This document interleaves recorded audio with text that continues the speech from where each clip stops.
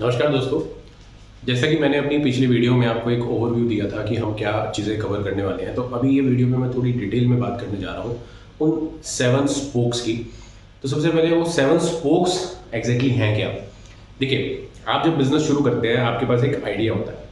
उस आइडिया को वैलिडेट करने के लिए आपके पास इनिशियल कस्टमर्स होने भी ज़रूरी हैं।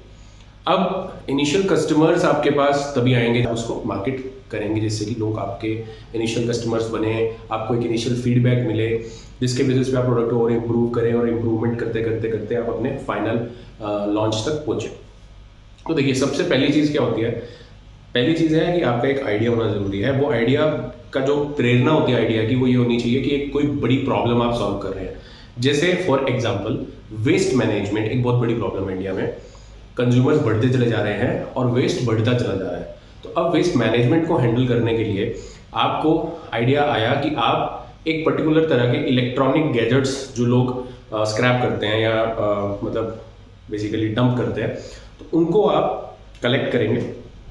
उनमें से कुछ पार्टिकल्स वगैरह जो भी निकलते हैं उनको निकाल के आप सेल करेंगे या रिफर्बिश करके सेल करेंगे। तो सपोज ये आपका आइडिया है। अब ये करने के लिए बेसिकली सबसे पहली चीज़ क्या है? सबसे पहली चीज़ है, जैसे सपोज आपको ये पता होना चाहिए कि आपको ये मिलेगा कहाँ कहाँ से, जो भी वेस्ट है आपका। इसको एक्वायर करने के लिए, कैप्चर करने के लिए आपने एक स्ट्रेटेजी बनाई। सपोज आपने जो कबाड़ी वाला है उनके साथ टाई अप कर लिया।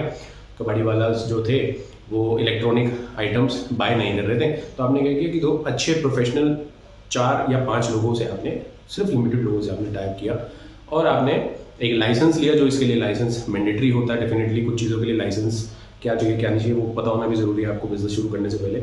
वो लाइसेंस लिया, कोई मान लो रजिस्ट्रेशन था वो लिया आपने। तो ये सब चीज़ें करने के बाद आपने क्या किया, अपना एक सेटअप बनाया। सेटअप बनाने के बाद आपने क्या करना है कि जो भी आपकी ये सर्विस है, कलेक्शन वाली साइड पे भी और सेल वाली साइड पे भी, सपोज कैशिफाई का आप एग्जांपल ले लीजिए। जैसे वो मोबाइल लैपटॉप के लिए एक इंजीनियर आपके घर भेजते हैं, वो इवेल्युएट करता है, या फिर आप उनके काउंटर्स पे जो मेट्रो स्टेशन या कई जगह लगे होते हैं, आप वहाँ जाके अपने प्रोडक्ट को एक बार इवेल्युएट कराते हो, एक करेक्ट प्राइसिंग लेते हो, estimation, and then you sell it और you don't sell it to them. तो ऐसा ही आपको एक मैकेनिज्म बनाना पड़ेगा। अब ये जब आपने कर लिया, इनिशियल 50 कस्टमर आपने मैनुअल मोड में बना लिया, तो धीरे धीरे आपको चीज़ों को ऑटोमेट भी करना पड़ेगा। वो आपको पता होना जरूरी है कि प्रोसेस कैसे चलता है। तो अब क्या है कि आपने एक सेटअप बनाने के बाद इनिशियल कस्टमर्स भी ले आए, फीडबैक में मिल गया, आप इम्प्रूव भी कर रहे हो धीरे धीरे। बट अब क्या है कि एक स्टेज पे आके आपको मार्केटिंग करनी पड़ेगी और अच्छे लेवल की मार्केटिंग करनी पड़ेगी, जो वर्ड ऑफ माउथ से भी कहीं ना कहीं होगी अगर आपकी सर्विसेज आपने अच्छी दी होंगी पुराने कस्टमर्स को, या आपको ऑनलाइन सोशल मीडिया जाके आपको कॉर्पोरेट्स के साथ टाइप करना पड़ेगा, या कैसे भी आप कर सकते हैं। तो मार्केटिंग एक सबसे इंपॉर्टेंट स्पोक है बिजनेस का। उसके बाद जब कस्टमर आपके पास इवेल्युएशन के लिए आ रहा है, तो सेल, बेसिकली इस केस में सेल आपकी क्या है, वो सर्विस कि आप उनके प्रोडक्ट का बेस्ट प्राइस उनको प्रोवाइड करें, वो सेल है। हाँ, अगर आपका इंजीनियर अच्छा होगा, वो अच्छे से इवेल्युएट करेगा, प्रॉपर क्लाइंट को बताएगा कि ये वैल्यू का रीज़न क्या है, एक्स वैल्यू क्यों अराइव हुई है, कस्टमर उससे सेटिस्फाई होता है तो वो आपको वो प्रोडक्ट दे देगा, and then you will refurbish and sell it. और आप उसको कैसे भी मतलब उसका जो भी यूज़ अगर आप करना चाहें तो आप वो करेंगे as per your business policy. तो ये दूसरा स्पोक है सेल, जो कि बहुत बड़ा इम्पोर्टेंट है। अब तीसरा स्पोक है, अब मैं सेल का आपको बता रहा हूँ, बट ऑपरेशन भी एक बहुत इंपॉर्टेंट स्पोक है। यहाँ पर सेल और ऑपरेशन कोलैबोरेटिवली वर्क कर रहे हैं, बिकॉज आपका एक बंदा जा रहा है या वो क्लाइंट आपकी स्टोर पे आ रहा है, इवेल्युएशन हो रहा है, उसके बाद वो सेल हो रहा है। ऑपरेशंस जो नेक्स्ट स्टेप है, आप इस प्रोडक्ट को ऑपरेट, मतलब इस प्रोडक्ट पे आप ऑपरेट करेंगे बेसिकली, या तो इसको आप अपनी पॉलिसी के हिसाब से रिफर्बिश कर देंगे, या जो भी आपने पॉलिसी सेट की होगी उसके हिसाब से इसको स्क्रैप डंप यार्ड में डाल के इसका जो भी स्क्रैप निकलेगा उसको निकाल के बेच देंगे।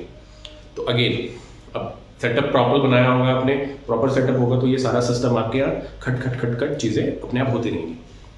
नाउ नेक्स्ट स्टेप क्या है? नेक्स्ट स्टेप है कि जब आपने इस प्रोडक्ट को सेल कर दिया, रिफर्बिश करके या स्क्रैप कर दिया और उसका स्क्रैप निकाल के कर दिया, तो इसका पूरा एक हिसाब किताब होना आपके पास ज़रूरी है। तो ये जो भी आप कर रहे हैं एक्टिविटीज़, कि क्या आप मार्केटिंग का स्पेंड हो रहा है, सेल्स पे क्या स्पेंड हो रहा है, जो आना जाना हो रहा है, इवैल्यूएशन हो रहा है, लोगों की क्या सैलरीज जा रही हैं, ठीक है, ये सारी चीज़ें जो हैं, आपका ऑफिस का खर्चा, हर चीज़ को आप एक जगह मेंटेन करेंगे। उसको बोलते हैं MIS, मैनेजमेंट इंफॉर्मेशन सिस्टम, या अकाउंटिंग। तो अकाउंटिंग, ये बुक कीपिंग होनी बहुत ज़रूरी है। सबसे इंपॉर्टेंट है HR, जो कि नेक्स्ट स्पोक है। अब एचआर क्या है? एचआर बेसिकली वो सारे ह्यूमन रिसोर्सेज जो आपके बिजनेस के साथ एसोसिएटेड है, चाहे टॉप लाइन, बॉटम लाइन, मतलब आपकी अगर मान लीजिए सेल्स मैनेजर, सेल्स एग्जीक्यूटिव जो फील्ड पे काम कर रहे हैं, मार्केटिंग टीम है आपकी, आपकी खुद की टीम है, जैसे आप सीईओ, सीटीओ, सीओओ ये सब टर्म सुनते होंगे, तो ये टॉप लेवल मैनेजमेंट हो गया, बोर्ड ऑफ डायरेक्टर्स हो गया।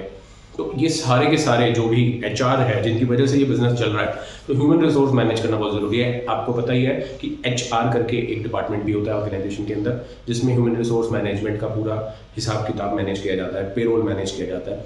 तो अगेन यहाँ पे पेरोल में एचआर और अकाउंटिंग डिपार्टमेंट साथ में काम करता है, बट एचआर डिपार्टमेंट का जो स्पेसिफिक फोकस होता है वो पॉलिसीज बनाने पे है, जैसे एम्प्लॉय एग्रीमेंट हो गया, ज्वाइनिंग लेटर आपका जो इशू होता है, ऑफर लेटर इशू होता है, या फिर आपका पोस्ट की कोई पॉलिसी, सीएसआर की कोई पॉलिसी, या कोई भी ऐसी पॉलिसी जो एम्प्लॉयज़ को इम्पेक्ट करती है, वो एचआर डिपार्टमेंट का काम होता है। तो ये HR is very very important spoke of business. Now coming to the next spoke is management. Basically जो मैनेजमेंट है ऑर्गेनाइजेशन का, अगर वो स्ट्रेटेजी अच्छे से बना रहा है, इम्प्लीमेंट कर रहा है और चीज़ें टाइमली रिव्यू करके उनको इम्प्रूव कर रहा है, तो डेफिनेटली वो एक बहुत बहुत इंपॉर्टेंट स्पोक ऑफ बिजनेस है।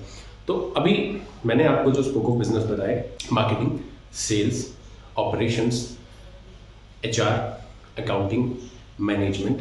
सातवां जो सबसे इंपॉर्टेंट स्पोक है आपका, वो है कंप्लायंस, रजिस्ट्रेशन, लाइसेंसिंग, जो भी आपके बिजनेस के रिलेटेड है, जो कि शुरू से आखिर तक हर स्कोप पे कहीं ना कहीं रेलिवेंट है।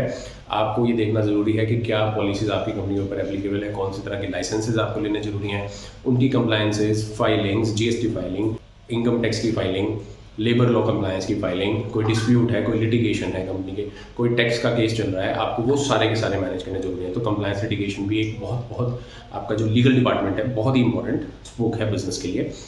तो payment collection again is one of the important thing. Payment collection भी आपके जो अकाउंट्स डिपार्टमेंट है उससे डेटा आता है। अगर कोई पेमेंट नहीं दे रहे तो ये लीगल डिपार्टमेंट ही है जो उनको नोटिस देके पेमेंट रिकवर कराएगा जो आपके डेटर्स हैं। तो ये साथ के साथ जो स्पोक्स हैं, इनका पता होना आपको ज़रूरी है। हो मैं आपको इस एग्जाम्पल के थ्रू क्लियर कर पाया होगा। अगर आप ऐसी और भी प्रैक्टिकल वीडियोस देखना चाहते हैं तो प्लीज़ इसको लाइक करें और अपने नेटवर्क में शेयर करें। वीडियोस हमने बनानी अभी स्टार्ट की हैं, तो प्लीज़ अगर कहीं पर कुछ आपको कमी लग रही है तो ज़रूर फीडबैक दें। We will try to improvise on all these things, जो भी अगर कुछ कमी पेशी रह रही है। बट इंटेंट हमारा यही है कि हम ज़्यादा से ज़्यादा नॉलेज बच्चों के साथ शेयर करें, जिससे कि वो चूज़ कर पाएँ कि उनको किस तरह के काम में जाना है, या उनको अपना ही अगर कोई काम शुरू करना है तो वो कैसे कर सकते हैं।